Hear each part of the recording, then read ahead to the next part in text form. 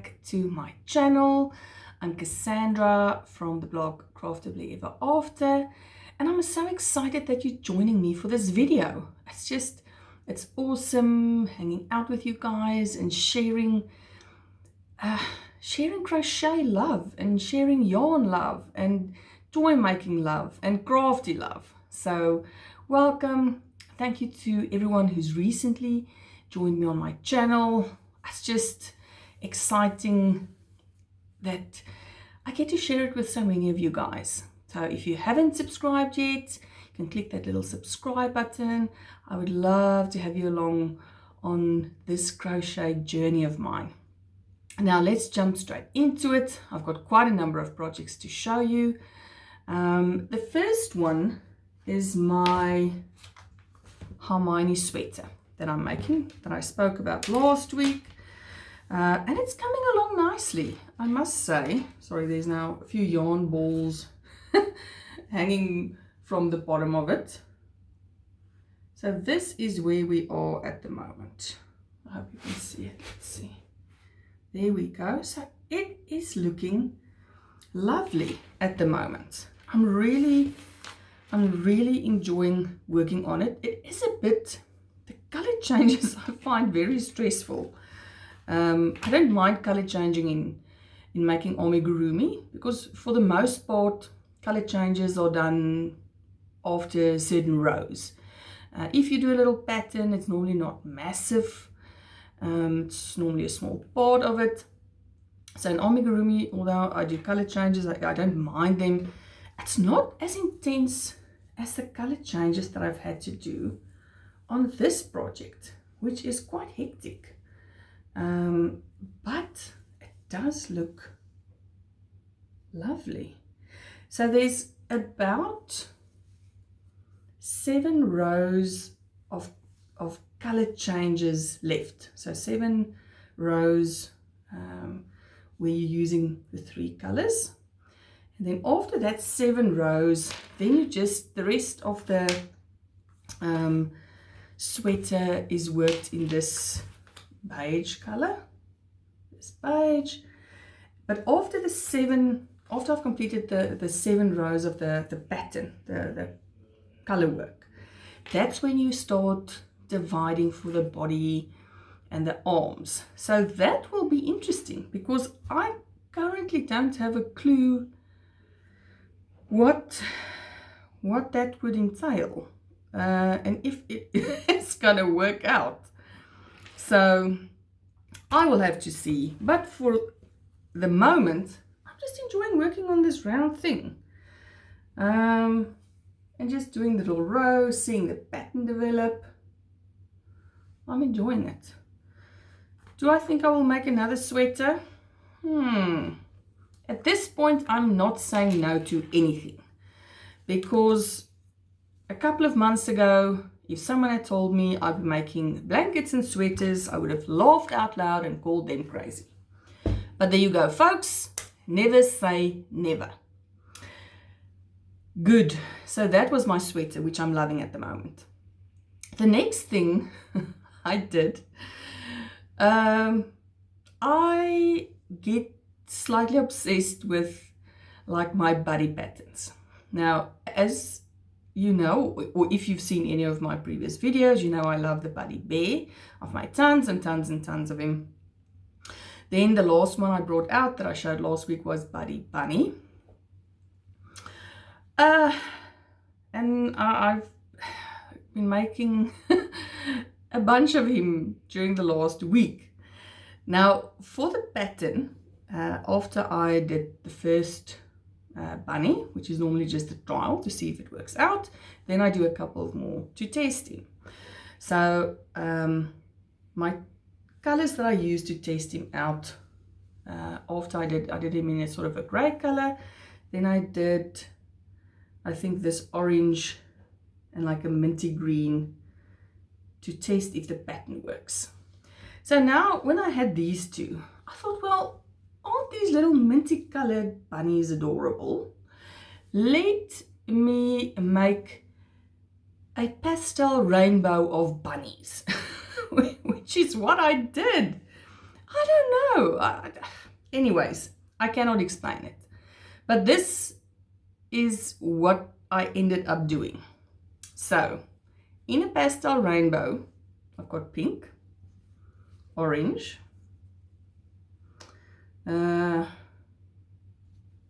yellow, green,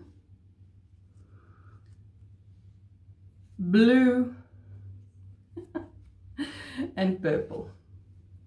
So there you have it, folks. A little pastel rainbow of bunnies. Now, maybe I'm done with them for now, but I will add to my bunny collection. Like I mentioned, just with the bears, same as with the bears, I'm stocking up so that when the kids have some other fundraiser at school, I don't have to work myself off to death creating 100 bunnies in a couple of days. So I've learned from my previous mistakes and I'm stocking up on them.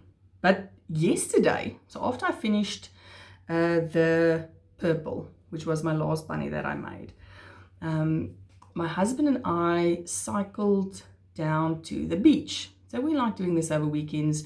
We're very close to the beach. It's about it's less than a 10-minute bike ride down to the beach, and we normally pack like a nice iced coffee, and we just sit there staring out over the ocean, drinking our iced coffee. Now, yesterday I I took my rainbow bunnies with me because I had this picture in my mind of taking a photo of the bunnies with like the ocean view in the background. When I got there, I saw that was not really going to work out because there wasn't anything to balance the bunnies against. So I'll pop a picture in of what I ended up taking, because I don't know about you guys, and if you take photos like when you're out and about or in public, but I'm very self-conscious about taking photos of my projects when there's a lot of people around. So I like taking photos of them outside, but I normally try to find places where there's not a lot of people around. But yesterday, the weather's lovely in Copenhagen at the moment, so there's a lot of people out and about, and especially down at the ocean.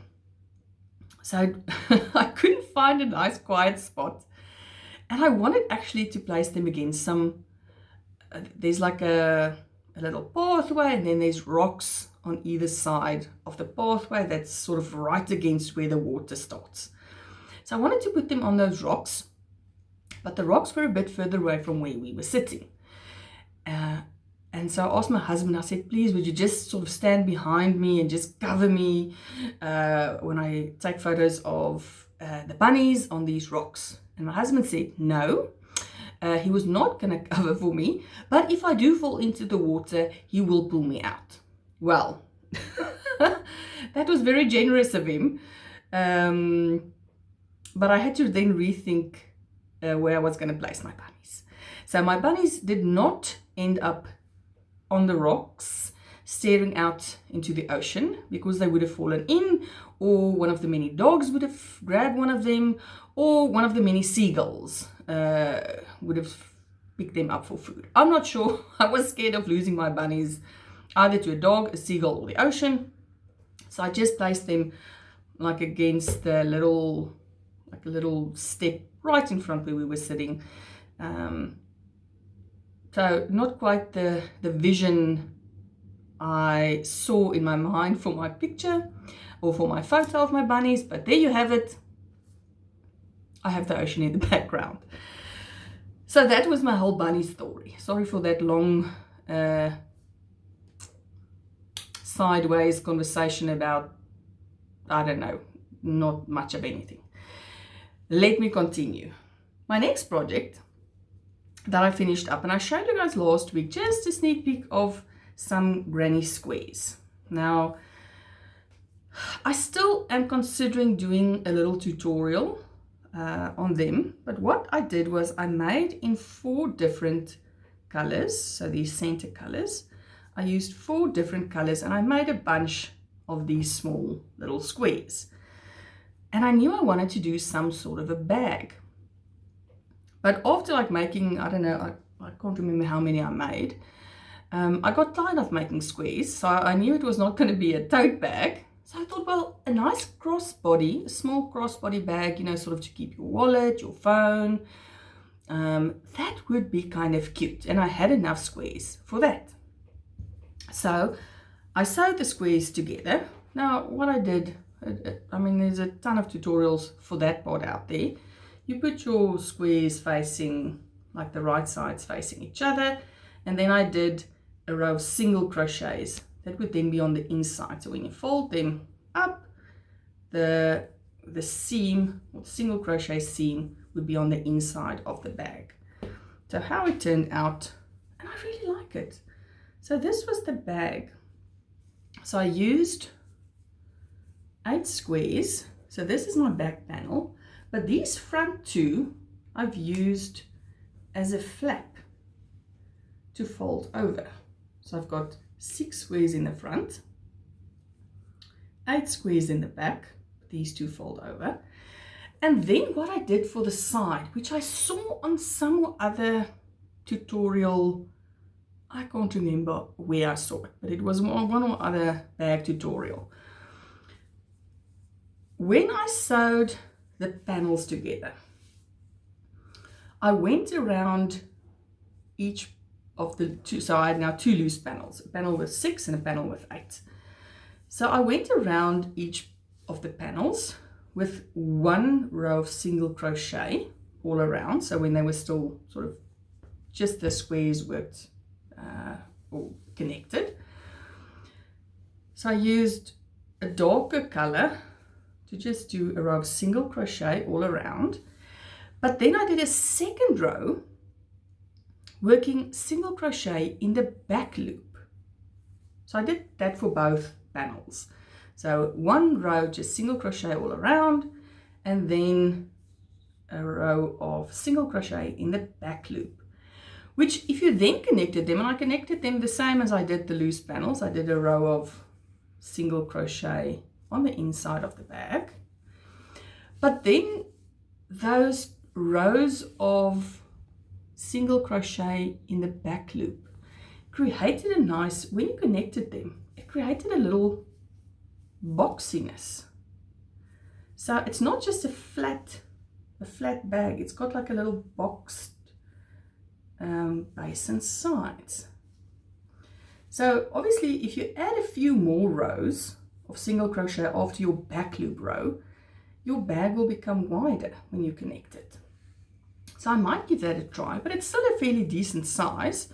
It fits like a notebook, cell phone, wallet, and then I just added a little snap. I've got to sort out a nice way to attach the snap, because I attached it first to just a crocheted circle, and then I stitched the crochet circle to the bag so that you wouldn't see it in the front.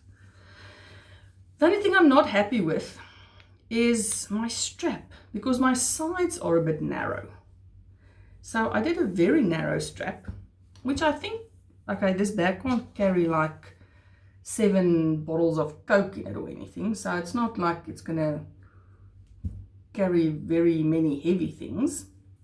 But the little strap, which is only 3 rows of single crochet, will probably stretch out after a while. So I need to think of a better way to do a strap. I mean, I can do something like add a strap made out of webbing, or but if you want like the proper crochet look, I actually do want a crocheted strap. So I don't think I'll add a pre-made strap to it. But I really liked how it turned out. So I think especially for children like my daughter, you know, if she goes out, she always carries a notebook, because she's a very big artist who has random ideas all over the place. So she always has a notebook, a pen, and her phone with her. So this would actually be perfect for that. So I'm very happy with how it turned out. I might refine the look of it a bit. And I'm not a fan actually of the blue. So I don't know. I'll have to think what I'm going to do with this bag, how I can change it. I think I'll definitely make the sides a bit broader, just add one more row to one or two rows, just to make the sides, you know, a bit thicker, because that would create a bit more space for a slightly thicker strap. But that is it. I might do a tutorial, I'm not sure. But I did like making this.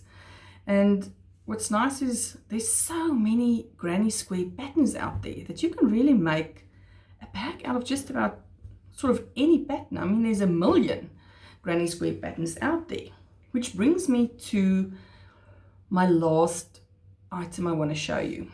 And that is my 3D granny square that I'm doing every month. Now this month, for May, I did this very, very cute ladybird.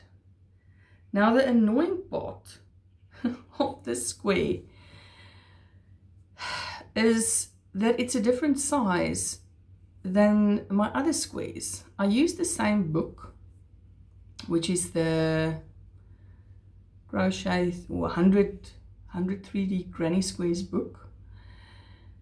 And what's odd is, I think in the previous video that Rebecca from Yarn and Pajamas brought out, she mentioned that the squares aren't the same size, but I don't know why I didn't register that very handy fact. Because when I tried to look for my May square, you know, if you look in the front of the book, it says you can mix and match the squares to create a project. So I would think that that means that all of the squares end up the same size. This one, I had to leave out an entire row of double crochets, and it's still bigger than my other squares. Now I know, I think all of the squares are done by 3 different designers. So it must be that the first 4 squares that I did were from the same designer, because they are exactly the same size. This one, when I finished off with a row of single crochets, which is not part of the pattern, but I like the look of a single crochet around a double crochet. But even with this one, even after leaving out a row of double crochets, it's still too big. So either I must pull out another row, so which means I'm going to have to pull out my single crochet row, another double crochet row, and then add maybe a green row of single crochet and then a red row of double crochet. I don't know, but it's not going to fit my squares, the rest of my squares, if I keep it like this. So that is a bit annoying, and I really love the square. I mean, it is adorable. It was easy to do, as most of those squares are, but I think I might have to use that tip that Rebecca used, in that I think she's using the square for the bear and doing all the inside appliques into that square. I'm not sure, but it's very frustrating. Anyway, folks, that is my little rant about the 3D granny squares. I do love the square, I'm not gonna lie. I won't redo it, but I think I will fix the last 2 rows somehow. I'm not sure. I will think about it. Anyway, folks, that was that. It was an interesting week. I'm looking forward to the week ahead. Today is Monday, the 23rd of May. I hope you all had a lovely, lovely weekend. I hope it was a creative weekend. I hope it was a relaxing weekend. I hope you're looking forward to the week ahead. Whatever you're working on, I would love to see it. I love knowing what everyone is up to. I get such a load of inspiration just watching everyone doing like the amazing things that they do. I love it. Thank you so much for joining me. I hope you have a fantastic day, and I will see you on the next video.